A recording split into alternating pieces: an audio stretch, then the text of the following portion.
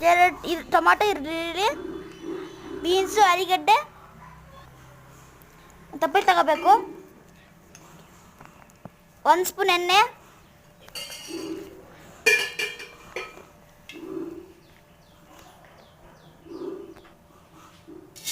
1/2 spoon ಸಾಸಿವೆ,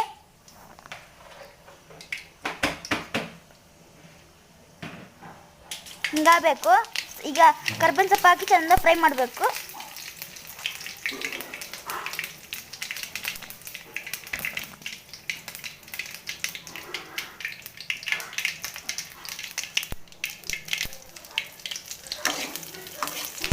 fry ಮಾಡಬೇಕು.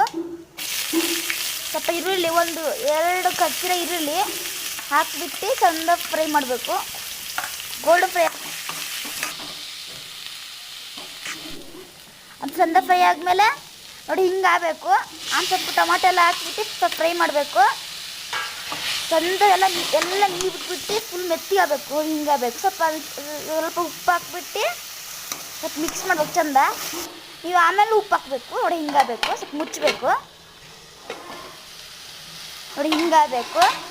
ನೋಡಿ ಚೆಂದಾಗಿದೆ. ಸ್ವಲ್ಪ ಈಗ ಚೆಂದ ಮಿಕ್ಸ್ ಮಾಡಿ ಎಲ್ಲ ತರಕಾರಿ ಆಲೂಗಡ್ಡೆ ಬೀನ್ಸ್ ಎಲ್ಲ ಹಾಕಿ ತರಕಾರಿ ಮಿಕ್ಸ್ ಮಾಡ್ತಿದ್ವಿ.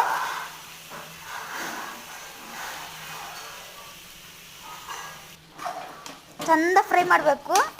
ಎಲ್ಲ ಫ್ರೈ ಆದಮೇಲೆ ನೋಡಿ ಹಿಂಗೆ ನೀರು ಬಿಡಬೇಕಲ್ಲ, ಅದು ಸ್ವಲ್ಪ ಮುಚ್ಚಿಬಿಟ್ಟು ನೋಡಿ ಹಿಂಗಾಗಿರುತ್ತೆ. ವಾಪಸ್ ಮುಚ್ಚಿಬಿಟ್ಟು ಕಡಲೆಕಾಯಿ ಹಾಕಬೇಡಿ. ನೀವು ಫಸ್ಟ್ಗೆ ತರಕಾರಿ ಹಾಕ್ಮೇಲೆ ಹಾಕಿ, ಈಗ ಹಾಕಬೇಡಿ.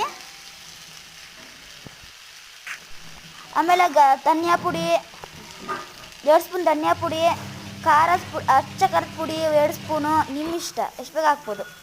ಒಂದು ಸ್ವಲ್ಪ ಚಿಕನ್ ಮಸಾಲ, ಗರಂ ಮಸಾಲ ಚೆಂದ ಫ್ರೈ ಮಾಡಬೇಕು.